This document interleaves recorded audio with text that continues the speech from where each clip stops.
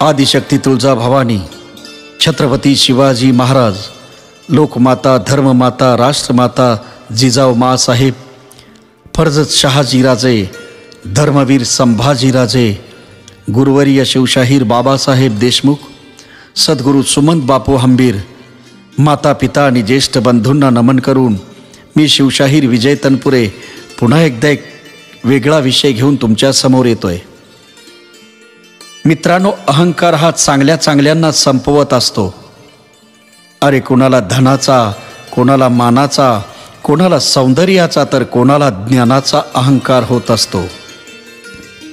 एखाद्याच्या आयुष्यात या अहंकाराचा शिरकाव जर झाला तर तो अहंकार त्या व्यक्तीला आपल्या जवळच्या व्यक्तीपासून खूप दूर घेऊन जात असतो.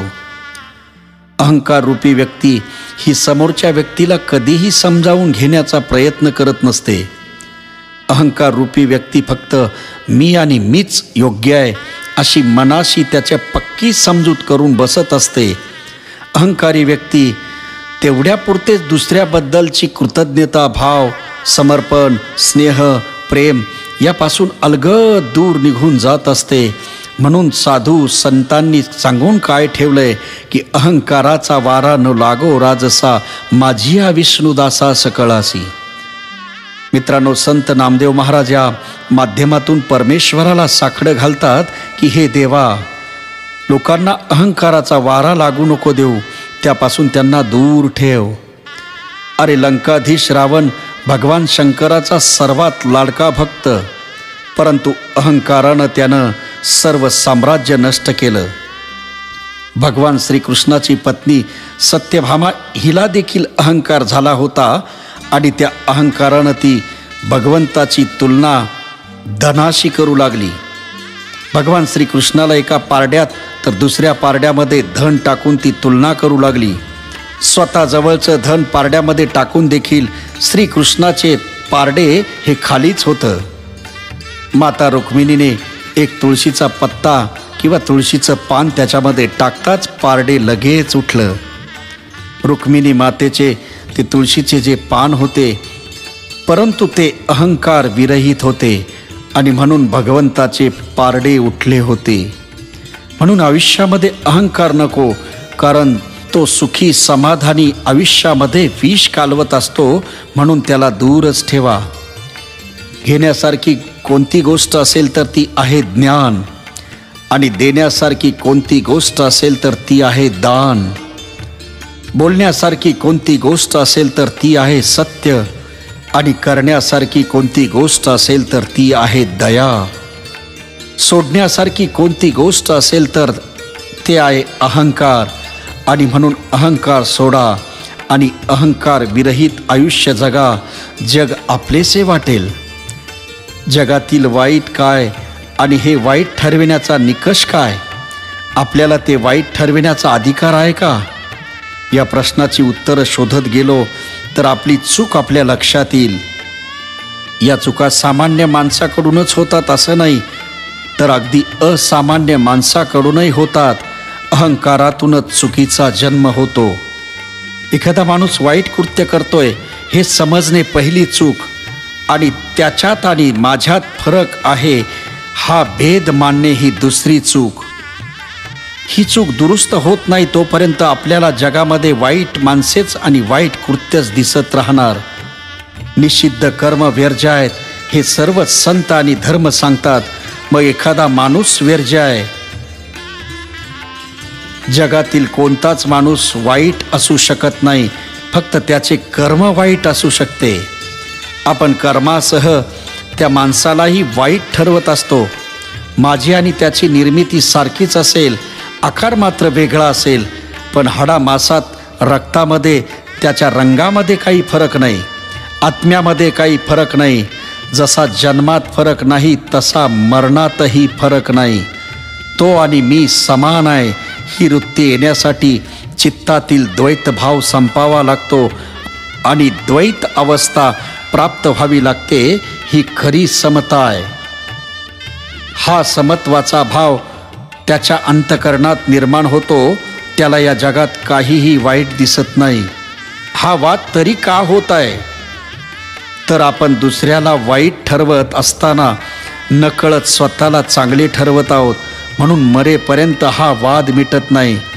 एकदा दुसऱ्यालाही स्वतःसारखे समजून बघा, स्वतःला त्याच्या समान पातळीवर आणा, मग चांगल्या वाईटाचा भेदच राहणार नाही. आणि जिथे भेद राहत नाही तिथे वाद होत नाही.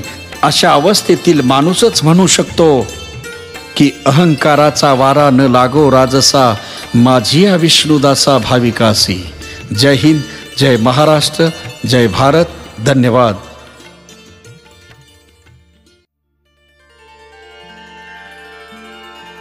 आदिशक्ती तुळजाभवानी, छत्रपती शिवाजी महाराज, लोकमाता, धर्ममाता, राष्ट्रमाता जिजाऊ माँसाहेब, फर्जत शहाजीराजे, धर्मवीर संभाजीराजे, गुरुवर्य शिवशाहीर बाबासाहेब देशमुख, सद्गुरू सुमंत बापू हंबीर आणि गुरुतुल्य ॲडव्होकेट श्रीकांतजी पाटणकर यांना नमन करून, माता पितांना नमन करून मी शिवशाहीर विजय तनपुरे पुन्हा एकदा एक छोटासा विषय घेऊन आपल्या समोर येत आहे.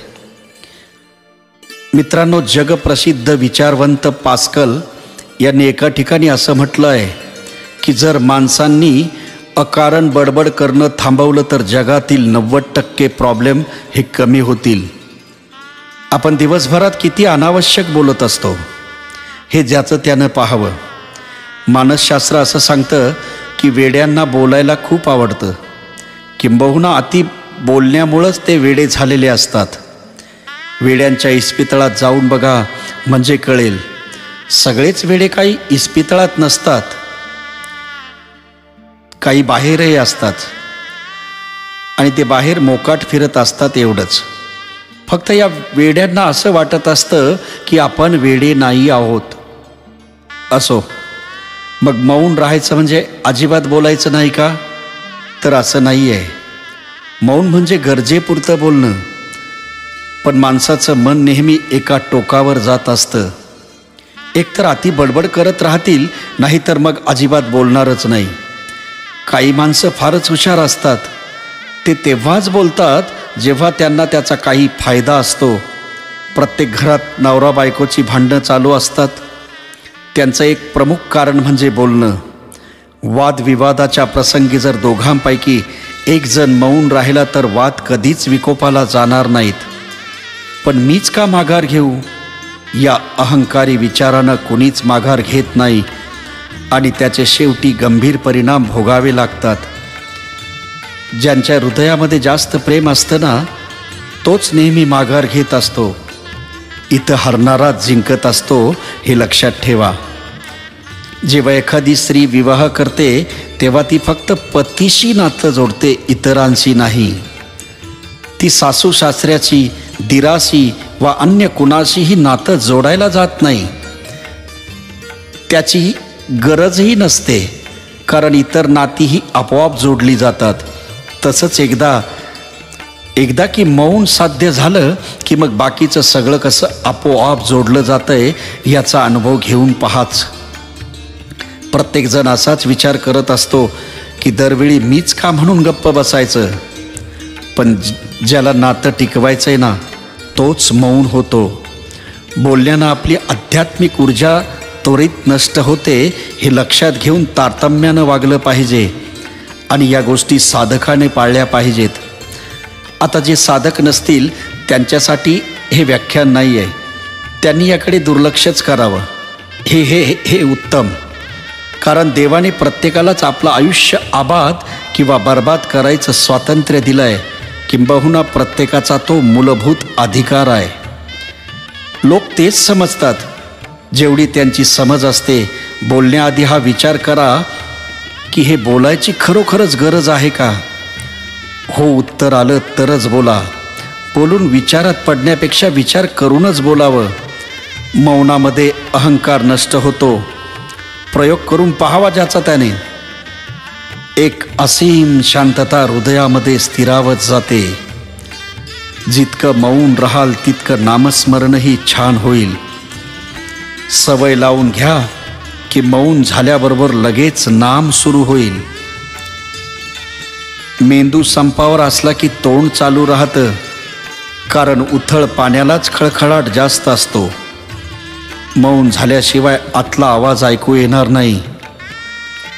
जोपर्यंत काही बोलण्याची उर्मी येत आहे तोपर्यंत शांतच असलं पाहिजे. एकदा का या हृदयातील विना झंकारू लागली की मग कळेल मौन साधनेचं काय महत्त्व आहे ते. शब्दामध्ये ब्रह्म लपलेलं आहे म्हणून तर मंत्रांची निर्मिती झाली ना. शब्द हे शस्त्र आहे. शब्दाने होणाऱ्या जखमा अनंत काळ ताज्या राहतात. अरे कुणाचंही मन दुखावणं म्हणजे ईश्वरालाच दुखावणं आहे. त्याची किंमत आज ना उद्या मोजावीच लागेल याच्यामध्ये तीळ मात्रही शंका नाही. पण तारतम्य महत्त्वाचं आहे. जेव्हा काहीच मनासारखं होत नाही ना तेव्हा समजून जा की आपण कुणाचं तरी मन दुखवण्याची ही शिक्षा चालू आहे. ईश्वराला दुखावून त्याच्याकडून परत कृपा होण्याची अपेक्षा करणं, अरे यापेक्षा दुसरा मूर्खपणा तो काय असेल. मित्रांनो, मौन ही प्रेमाची भाषा आहे. म्हणून अध्यात्मामध्ये ध्यान हे सर्वश्रेष्ठ आहे. ज्याने कधी कुणावर जीवापाड प्रेम केलं असेल ना, फक्त त्यालाच मौन म्हणजे काय याचं रहस्य समजेल. मौन आणि क्षमा हे सर्व साधनेचे रहस्य आहे. जय हिंद, जय महाराष्ट्र, जय भारत. धन्यवाद.